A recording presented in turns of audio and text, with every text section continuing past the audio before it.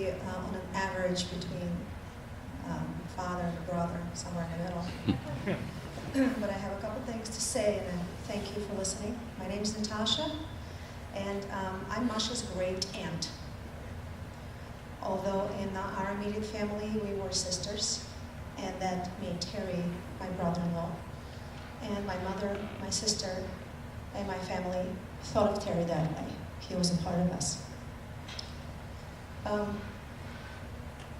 Masha was born in Russia, in a small town, and when she was 18, her father invited her and her sister to come to the States to reunite.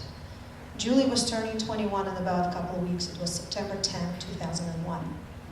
And it was their final interview, and they got through. The next day, the embassy closed for months. So in a way, it was their last chance. They didn't know about it, but that's the way it happened. So it seems like it was fate that Masha and Julie came here and started a life here in Philadelphia. This is like a thesis. Here, sorry. Masha was always excited about life and about people in her life. She always said that my mom's food was the best, although it's true. But, my sister's house was the coziest. I contest that. My children were the most behaved, and my husband was a great husband. She also was excited about things. One time she called us and she said, you know, I read on the internet that there are a lot of orphan tigers, orphan baby tigers, and they're suffering, and we have to do something about it, so I'm going to adopt one. I went crazy like I always did when Masha had her ideas, and I went on the air tonight and I said, Masha, you can't adopt a tiger, there's this law and that law. No, I can't adopt a tiger. So that was that story.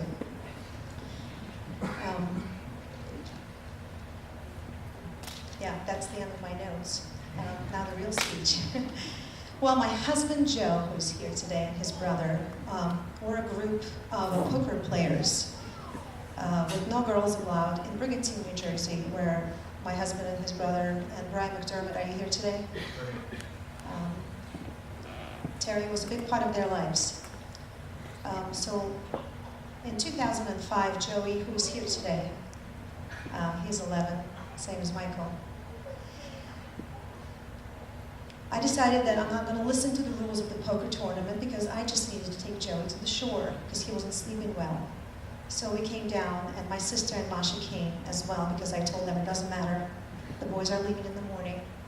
Well, I'm not going to listen to them. They don't know about motherhood. We're going. So, sorry, Joe.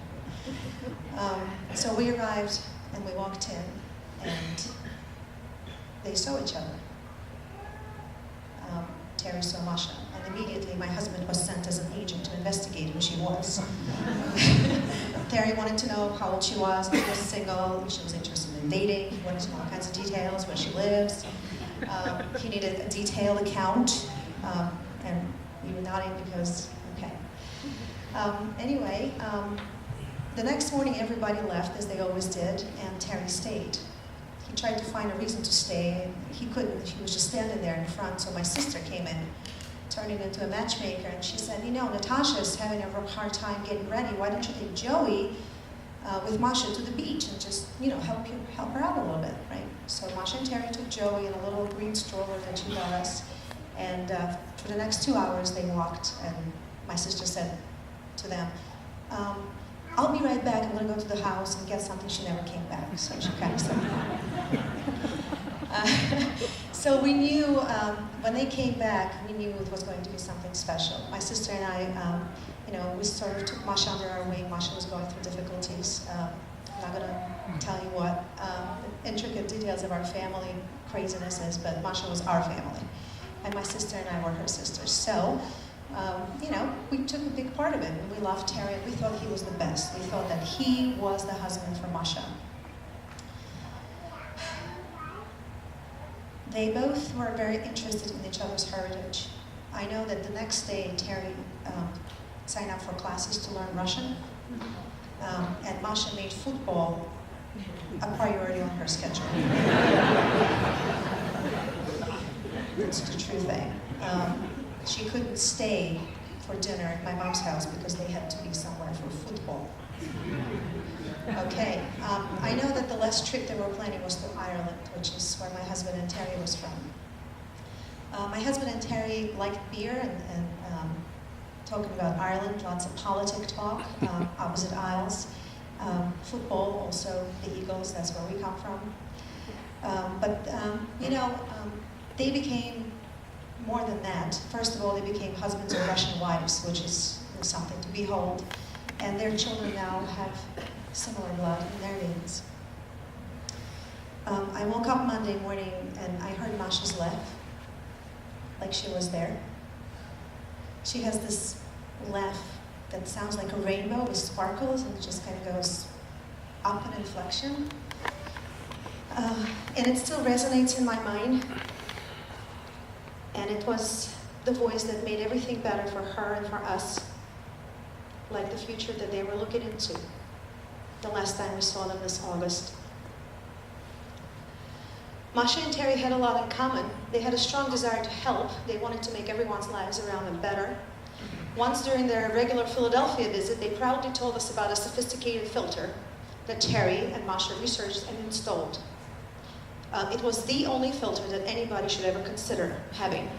And in fact, it was everybody's #1 priority to get that filter.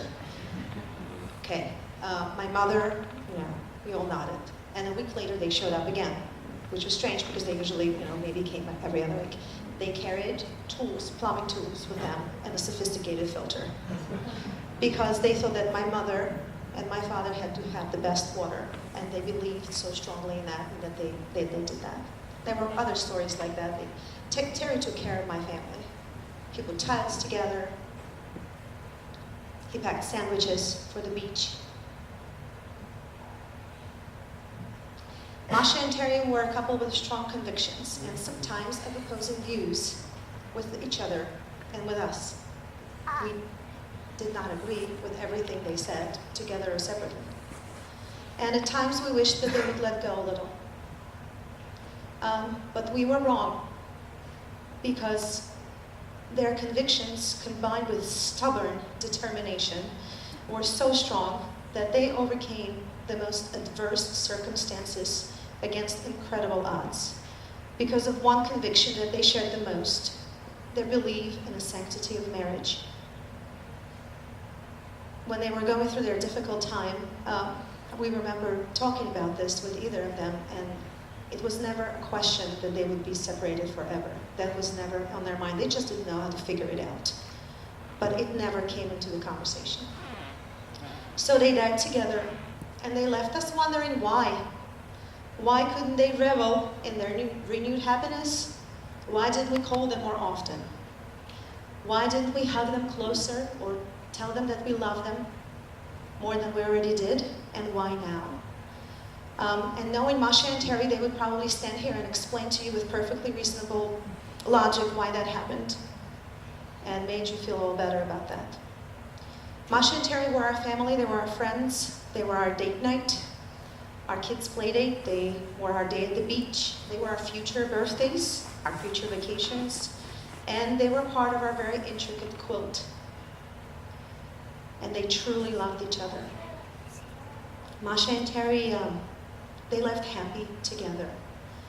And they were smiling together, filling our world with the sparkling rainbows of laughter and happiness. They met in Brigantine, and the last time we saw them was in Brigantine just a month ago. I see them standing on the edge of the water, all together, throwing wet sand, which I never allow my children to do. But I couldn't say anything because it was Masha and Terry, and they were throwing sand at all three of them. And I just watched them, and they were so happy. And I thought to myself, maybe it's okay to throw wet sand. Next time I'll join them. So that's how I will remember them. And they were a unit for me. That's how I knew them. And that's how I will think of them. Thank you for allowing us to come